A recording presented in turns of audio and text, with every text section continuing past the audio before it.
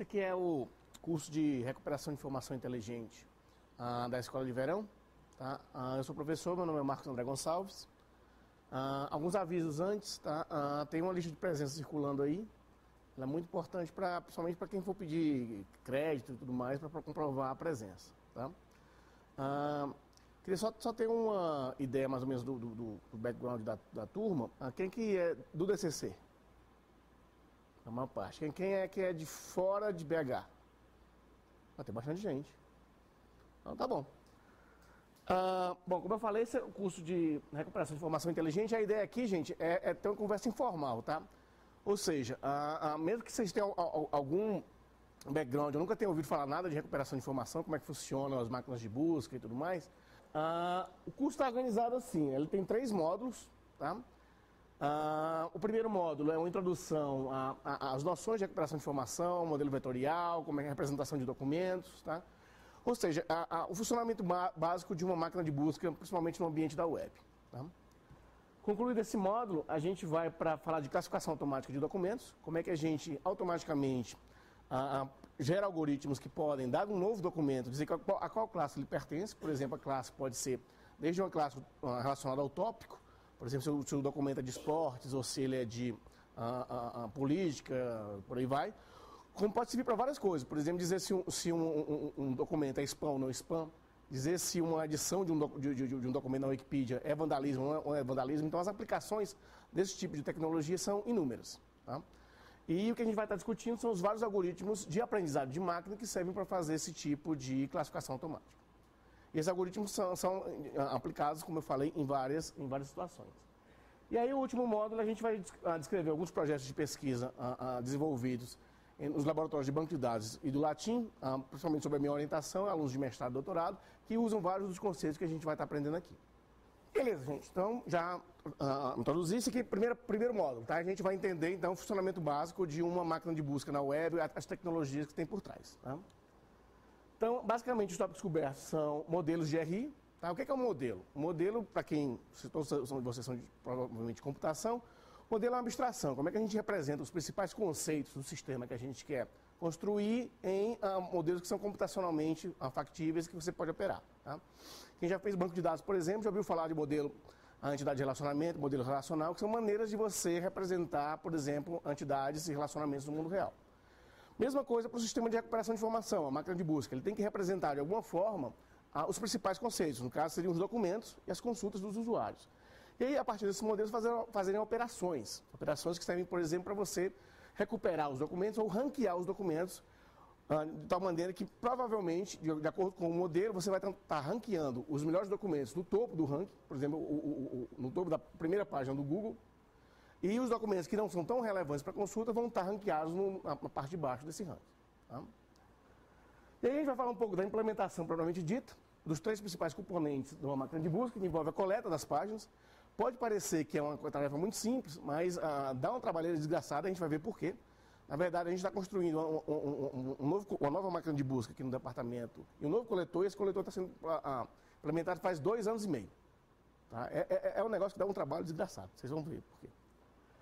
Parte de indexação, como é que você gera estruturas de dados para tornar, por exemplo, factível você em milissegundos recuperar milhões de documentos numa base que tem bilhões de documentos, com apenas 2, 3 termos. Tá? Então a gente vai ver estruturas de indexação, estruturas de dados para isso. E como é que o processamento de consulta é feito, que é muito baseado nos modelos, nas representações abstratas dos documentos das consultas. E a gente vai falar um pouquinho então de ranking na web, o que a web traz. A gente vai ver primeiro o que a web traz como problema, mas depois a gente vai ver também que ela traz muitas outras oportunidades para você melhorar o ranking, fazer respostas de melhor qualidade, que vão além, por exemplo, do próprio conteúdo da página. Tá? Depois, como é que a gente avalia a qualidade de um novo algoritmo de ranking? A ciência é feita baseada em medições. Se eu quero saber se meu algoritmo A é melhor que o algoritmo B, eu tenho que saber medir a qualidade desse algoritmo e saber comparar essa qualidade. Tá? E algumas conclusões. Tranquilo? Então é isso que eu falei. Então a gente já vai estar falando da principal tecnologia por trás da máquina de busca, que é a recuperação de informação. Então, só para começar, esse aqui é... Eu estou na minha área, né? Não posso sair aqui do meu negócio, não, porque... Bom, para começar, essa aqui é a arquitetura basicona de um sistema de busca que todos vocês usam todo dia. Todo mundo usa, o Google usa o Yahoo. Então, essa aqui é a arquitetura básica de um sistema de busca. Depois a gente vai ver o que está dentro de cada componente, vamos explodir essas caixinhas, essas coisas. Mas o funcionamento básico, como todos vocês sabem, é o usuário tem uma necessidade de informação, ele precisa... ele tem uma necessidade sobre alguma informação que ele está precisando para alguma tarefa em mãos, ele expressa essa necessidade para o sistema de alguma forma. No caso, para a maioria dos sistemas de busca, com palavras-chave, conjunto de 2 a 3 palavras-chave. Pode usar bem mais, mas na média, o usuário normal usa 2 a 3 palavras-chave.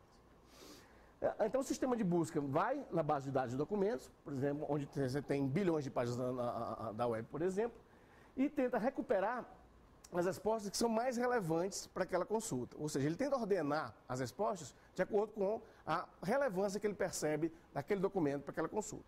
Como ele computa essa relevância, a gente vai ver daqui a pouco. Mas a ideia é que eu traga, em primeiro lugar, no topo do ranking, um documento que o sistema acha que é o mais relevante para responder aquela necessidade de informação, como expressa através das palavras-chave, o segundo mais relevante, por aí vai. Modelos diferentes de recuperação de informação usam premissas diferentes para você julgar essa relevância. E o que a gente vai estar vendo aqui é como é que eles fazem. Bom, então, todo sistema de busca funciona assim, inclusive o sistema de busca para a web. Só que com a web surgiu alguns problemas.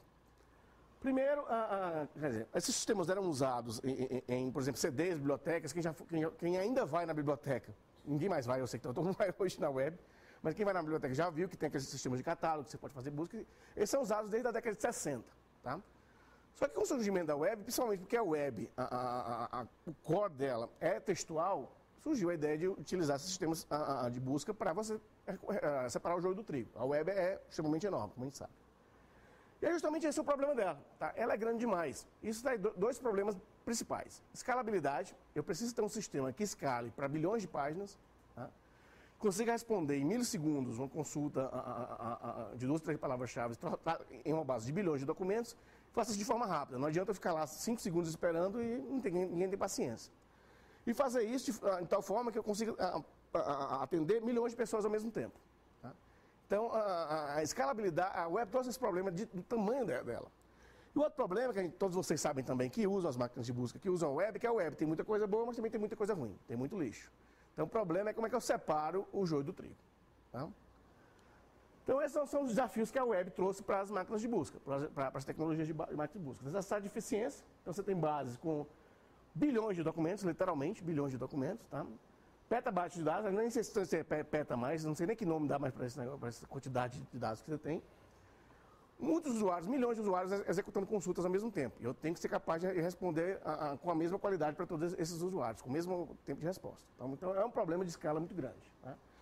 E os data centers do Google, eles têm prédios enormes, eles nem revelam, ninguém nem sabe onde é que está esse negócio, porque está escondido e é o tesouro dele. Mais do que a base de dados, que é pública, é a infraestrutura que eles têm, é o que o Google tem, por exemplo, de milhões hoje em dia.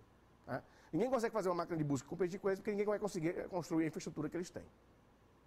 Tranquilo? E outro problema que eu mencionei é o problema da qualidade. Né? A gente sabe que tem muita coisa boa lá, e como é que entre bilhões de documentos, eu vou querer realmente responder os melhores documentos usando 2, 3 palavras-chave? É uma tarefa difícil, se vocês pensarem, é muito complicado. Tá? Antigamente, o que existia, por exemplo, no sistema de biblioteca? Você tinha um bibliotecário treinado, até hoje, as escolas de formação têm cursos para isso, em que um usuário ele expressava aquela necessidade de informação para o bibliotecário, e o bibliotecário era que montava a consulta. Porque ele conhecia as bases, ele sabia onde é que a informação poderia ser encontrada, ele sabia como melhor tirar proveito do sistema, ele tirar, por exemplo, consultas booleanas usando AND, OR, NAT, por aí vai. Então você tinha um profissional treinado para montar para aquela consulta que melhor responderia a necessidade de informação que o usuário estava expressando. Hoje você não tem mais esse intermediário. Hoje o usuário final faz a consulta usando 2, 3 palavras. Aí o negócio complicou. Tranquilo? E, como eu falei, então é isso mesmo. E, bom, então, a gente viu que existem problemas a serem tratados e as tecnologias de busca na web tentam fazer isso hoje em dia. Mas como é que elas, por exemplo, se financiam? Quem que paga o Google? Tá? A fonte de financiamento é principalmente propaganda. Tá? Aquelas propagandazinhas que ficam do lado ali. As empresas pagam ao Google para que aquilo seja apresentado. Normalmente, por exemplo, eles pagam por palavra-chave. Cada propaganda que você tem, que um fornecedor quer colocar na web, ele faz o bid, ele paga por certas palavras-chave para associar com aquela propaganda, e dependendo daquelas palavras, a propaganda vai aparecer ou não na página do Google, segundo uma consulta, e dependendo também de quanto o usuário, o fornecedor está pagando. Tá? Então, a fonte financeira das máquinas de busca hoje em dia na web são propaganda principalmente. Tranquilo? Bom, então agora a gente vai ver como é que, existindo esses desafios, como é que a gente trata deles. Tá? Principalmente a questão de você responder com qualidade a uma busca feita com poucas palavras-chave. Eu não vou entrar muito no aspecto de escalabilidade, não, a gente vai concentrar mais na modelagem do sistema. Tranquilo? Então, como eu falei, o modelo de recuperação de informação ele é essencial. É basicamente a forma como você vai representar computacionalmente os elementos que são mais importantes para o sistema. Os documentos e as consultas. E como é que eu opero em cima dessas representações? Por exemplo, como é que eu faço para gerar os rankings, tá? Baseado no modelo de representação. Então a gente vai falar de dois modelos, tá? Um modelo mais clássico, o modelo vetorial, que é usado até hoje, porque ele, na média, ele dá um resultado bom, tá? Podem existir alguns modelos que, para determinadas coleções, funcionem melhor, tá? Mas se você quiser começar a implementar um modelo de busca para o seu sistema, você pode começar com o modelo vetorial e aí testar alternativas. Tá? Como a gente vai estar vendo lá mais por fim no curso, para o terceiro módulo, uma das coisas que é muito feita hoje em dia é usar a aprendizado de máquina, é chamada até Learn to Rank, para você otimizar o seu algoritmo de ranking. Tá? Você tem várias características chamadas features do documento e a partir dessas características você aprende um novo modelo. Tá? Mas para vocês entenderem como é que é o modelo, eu vou apresentar primeiro os clássicos.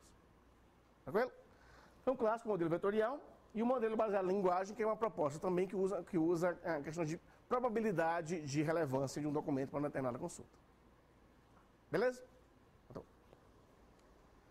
como eu falei, o modelo vetorial é um dos primeiros modelos inventados para RI, é um modelo clássico inventado em 1968 pelo Gerhard Salton, na Universidade de Cornell. O Salton, ele foi orientador do meu orientador de doutorado. Eu sou neto do Salton, neto acadêmico. De qualquer maneira, é um modelo clássico, é o modelo mais conhecido de recuperação de informação. Como falei, ele é bom porque, na média, ele funciona muito bem para diversas coleções e ele é muito rápido. Tá? As operações que ele fazem para computar, por exemplo, a relevância ou a similaridade entre documentos e consultas é muito rápido. São operações que são computacionalmente muito rápidas. Tá? Como eu falei, nesse tipo de sistema, tanto os documentos como as consultas são vistos como um conjunto de palavras-chave. Na verdade, mais especificamente como vetores. Tá? Um vetor de pesos para termos, basicamente. Tranquilo? Então, pensando assim, hipoteticamente, só para ter uma ideia de como é que o modelo vetorial funciona. Então, imagina que todos os documentos da minha base usem apenas duas palavras. Tá? Palavra A e palavra B. Então, todos os documentos e as consultas também que os usuários vão expressar vão ser representados como vetores no espaço bidimensional, porque eu tenho duas dimensões, duas palavras. Tranquilo? E como é que vai ser representado os documentos e as consultas? Vão ser representados com valores, pesos, para a importância que a palavra A tem para descrever um determinado documento e a importância que a palavra B tem para descrever outro documento. Tranquilo? Então, por exemplo, no documento DJ, ele é representado com um vetor bidimensional, aqui, onde a palavra A e a palavra B têm o mesmo peso. Eu estou dando um peso de 2 para tanto a importância da palavra A quanto a importância da palavra B, para descrever os conceitos relacionados a esse documento. Tranquilo? E a minha consulta, eu vou dizer que na minha consulta, a palavra A tem um peso 2 e a palavra B tem um peso menor, tem um peso 1, a metade do valor do peso da palavra B. Então, a palavra A, para a minha consulta, é 2 vezes mais importante que a palavra B. Tranquilo? Então, nesse contexto, quais são os melhores documentos, representando dessa forma, quais seriam os melhores documentos para responder uma determinada consulta? seriam os documentos que têm os pesos mais próximos aos pesos que eu dei para os termos da minha consulta. Todo mundo pegou a ideia? Então, quanto mais próximos os pesos dos documentos que eu tenho aos pesos que eu dei para os termos na consulta, mais parecidos eles são. Então, um documento que tem um peso mais parecido com os pesos que eu dei para os termos da minha consulta é o melhor documento para responder aquele negócio. Tranquilo?